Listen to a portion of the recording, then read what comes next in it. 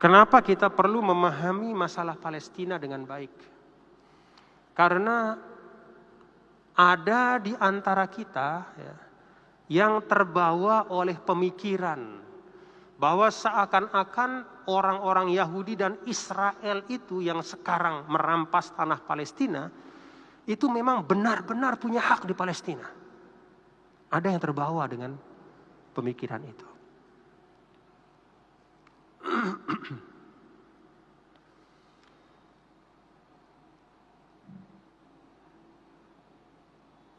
Nah, Bapak-bapak, Saudara,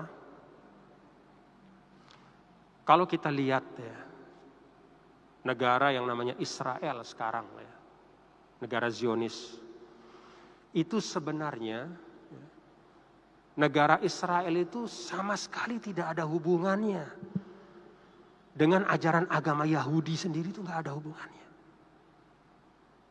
Kenapa demikian? Karena negara Israel ini adalah satu ide politik. Dulu namanya Theodor Herzl namanya. Dia punya cita-cita untuk mengumpulkan orang Yahudi yang terserak di mana-mana dan kemudian membuat satu negara sendiri untuk mereka. Itu ide dasarnya. Lalu dia cari pertama mau ditaruh di Kongo. Kongo itu di Afrika sana. Begitu di Kongo ternyata orang Kongo tidak mau terima. Lalu pindah rencananya mau ditempatkan di Uganda. Lalu pindah lagi ke Argentina. Selalu bermasalah. Akhirnya ketika di sini bermasalah, di sana bermasalah, di mana-mana bermasalah. Lalu kemudian dia berusaha untuk memanfaatkan sentimen ya, keagamaan dengan menggunakan beberapa ayat di dalam Taurat. Nah, dia manfaatkan. Apa ayat yang dia manfaatkan? Ayat yang dia manfaatkan di Taurat itu kira-kira bunyinya adalah, dan aku akan berikan kepada keturunanmu wahai Ibrahim, nah gitu, tanah yang dijanjikan ya, antara Nil dan Furat, ya kira-kira di Palestina itulah, termasuk juga wilayah sekitarnya. Ini yang dia jual kemudian ke orang-orang Yahudi yang ada, dengan mengatakan bahwa kita perlu negara. Nih ada ayatnya. Lalu kemudian mulailah timbul, ketika dipahami ayat itu, mulailah mereka mengincar Palestina. Ini dari sisi pemikirannya. Jadi awalnya ini ide politik, tidak ada urusannya sama agama. Jadi ini orang ini ingin membuat negara untuk orang Yahudi. Cari-cari mana-mana, nggak berhasil. Akhirnya buka-buka Taurat, ini kira-kira ini cocok nih, kita pakai ayat ini. Yuk kita rebut Palestina, pakai ayat ini. Maka dia bangunlah sentimen. Nah, itulah awal ya terjadi. Jadi kata Palestina itu bukan dari awal, tapi itu muncul di akhir setelah nggak berhasil di mana-mana. Itu sejarah. Satu. Yang kedua, ya, kalau kita uji dari sisi sejarah orang yang tinggal di Palestina, tanah Palestina, maka sebelum Yahudi itu jauh sebelumnya itu adalah Al-Kan'aniyun, orang-orang Kan'an. Orang Kan'an itu adalah nenek moyang dari orang Arab. Jadi jauh setelah Kan'an tinggal di tanah Palestina, baru kemudian beberapa ratus tahun setelahnya lahir Nabi Ibrahim. Lalu Nabi Ibrahim tinggal di situ. Kemudian anak beliau yaitu Sayyidina Ishak tinggal di situ. Kalau Sayyidina Ismail kan di Mekah tinggalnya, ya. Sayyidina Ishak tinggal di situ. Lalu setelah Sayyidina Ishak, Sayyidina Yakub tinggal di situ. Lalu kemudian Sayyidina Yusuf tinggal di situ. Lalu Sayyidina Yusuf dibuang ke Mesir ketika kecil. Lalu kemudian Sayyidina Yusuf memanggil ayahnya yaitu Yakub dan saudara-saudaranya ke Mesir. Dari masa Nabi Ibrahim sampai Yakub pindah ke Mesir, itu catatan sejarah hanya sekitar 230 tahun. Jadi hanya 230 tahun. Kemudian dicatat juga oleh sejarah bahwa hanya kalau dihitung ya masa dari Sidina Daud, Sidina Sulaiman, Daud berkuasa, ya, Yahudi berkuasa di tanah Palestina hanya 500 tahun paling lama. Jauh lebih panjang usia dari tinggalnya orang Arab di situ, jauh lebih dulu dan lebih panjang. Dari masa Kan'an terus ya, sampai masa ketika kekhalifahan ya mulai dari zaman Sayyidina Umar ya terus panjang sampai sekarang sebenarnya. Jadi secara sejarah yang menempati tempat itu jauh lebih dulu orang-orang Arab, orang Kan'an. Pernah Yahudi di situ, tapi hanya sebentar saja. Itu dari sisi, jadi tidak bisa mengatakan wah ini dulu tempat nenek moyang kami nih, sekarang kami rebut lagi. Tidak bisa begitu. Ada orang yang lebih dulu di sana. Ada orang yang lebih lama tinggal di sana. Dari generasi ke generasi, ribuan tahun yang lalu. Nah kemudian yang terakhir ya, dari sisi agama.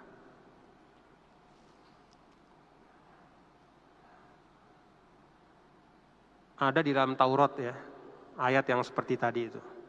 Ibrahim, saya akan kasih keturunanmu tanah ini. Kira-kira kayak begitu.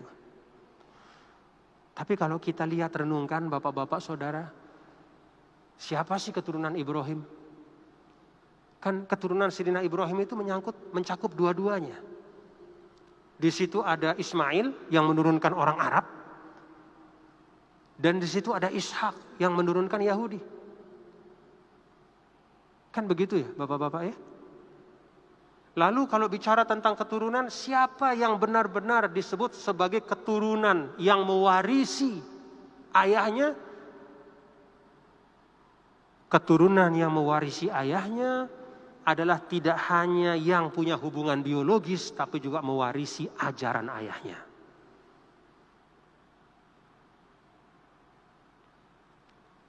Kita baca dalam Al-Quran, apakah Yahudi itu mewarisi ajaran dari Nabi Ibrahim alaihissalam? Oh, banyak sekali penyimpangannya. Fabima naqdihim mitsaqahum, mereka itu selalu berjanji kepada Allah tapi kemudian ingkar pada janjinya. Wa kufrihim bi ayatillah, mereka kufur kepada ayat-ayat Allah. Wa qatlihimul anbiya, mereka bunuh para nabi dan rasul. Wa akhzihimur riba, mereka membuat suatu transaksi ekonomi yang disebut dengan riba. Itu mereka yang ciptakan. Wa qad nuhu anhu.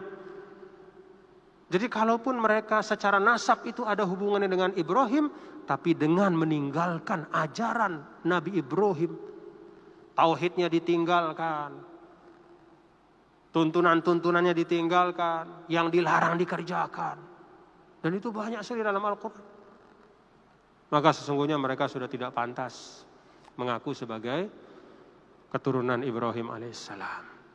Tidak pantas dia kemudian sekarang mengatakan ini janji dari Allah dulu kepada Ibrahim bahwa anak cucunya itu akan tinggal di sini. Nggak pantas. Kenapa? Karena mereka sudah piwal. Ya, bahasa kita itu udah menyimpang dari ajaran Ibrahim alaihissalam. Nah karena itu bapak-bapak saudara-saudara sekalian, ya, jangan terperdaya ya dengan ungkapan bahwa Yahudi itu punya hak ya untuk tinggal di Palestina, seperti halnya sekarang ini mereka berhak tinggal di situ, dan karena itu mereka berhak juga untuk menzolimi, menindas, membunuh seperti yang terjadi hari-hari ini. Tidak, mereka itu pendatang. Mereka itu tidak pernah tinggal di sana sebelumnya. Kalaupun mereka nenek moyangnya pernah tinggal di sana, tapi hanya sebentar saja dibanding dengan orang-orang Arab dan Kan'an yang tinggal di situ. Dan yang paling utama adalah mereka tidak berhak untuk mengatakan kami keturunan Ibrahim, karena justru mereka telah jauh dari tuntunan Nabi Ibrahim alaihissalam.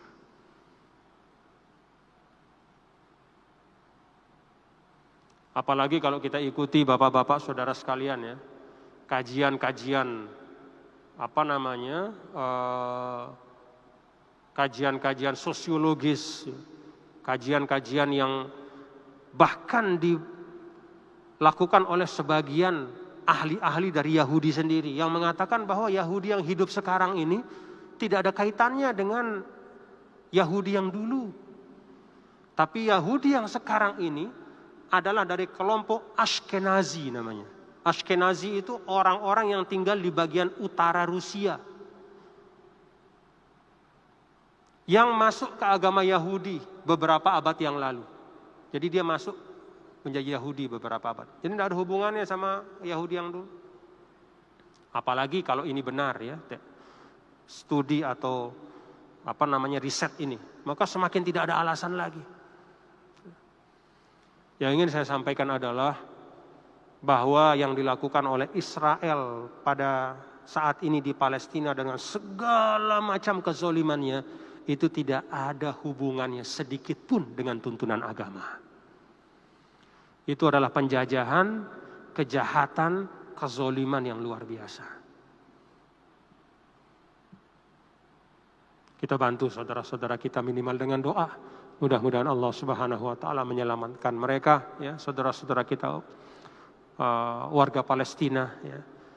Bil khusus umat Islamnya dan juga banyak non muslim juga di Palestina itu yang Kristen juga, mereka melawan Israel juga. Ya. Ini sebagai bukti bahwa ya, Palestina itu tidak hanya isu umat Islam tapi itu isu kemanusiaan. Ini penjajah datang mengambil tanah semau-maunya, mengambil rumah, menghancurkan rumah, mengusir, membunuh orang tua, anak kecil. Kita berdoa kepada Allah. Kalau kita bisa bantu, kita bantu.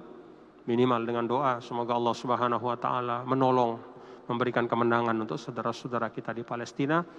Dan penjajahan ini bisa segera diakhiri, ya, berakhir. Sehingga saudara-saudara kita bisa hidup dengan wajar seperti halnya kita di Indonesia. Demikian yang saya sampaikan. Terima kasih dan ya, cukup ya, sudah mau jam 2. Nanti kita ketemu insyaallah minggu depan, mudah-mudahan sehat walafiat. Rabbana taqabbal minna innaka antas samiul alim wa tub alaina innaka antat tawwabur rahim. Rabbana atina fid dunya hasanah wa fil akhirati hasanah wa qina adzabannar. Allahumma ja'alna minal ladzina yastami'una al-qaula fayattabi'una ahsanah. Ulaika alladzina hadahumullah wa ulaika hum ulul albab. Wa sallallahu sallam ala sayyidina maulana Muhammad walhamdulillahi rabbil alamin. Assalamualaikum warahmatullahi wabarakatuh. Waalaikumsalam warahmatullahi wabarakatuh. Dengan berakhir doa tadi, maka berakhir pula kajian tafsir kita pada siang hari ini. Agar lebih barokahnya, mari kita tutup dengan sama-sama baca alhamdulillah dan doa.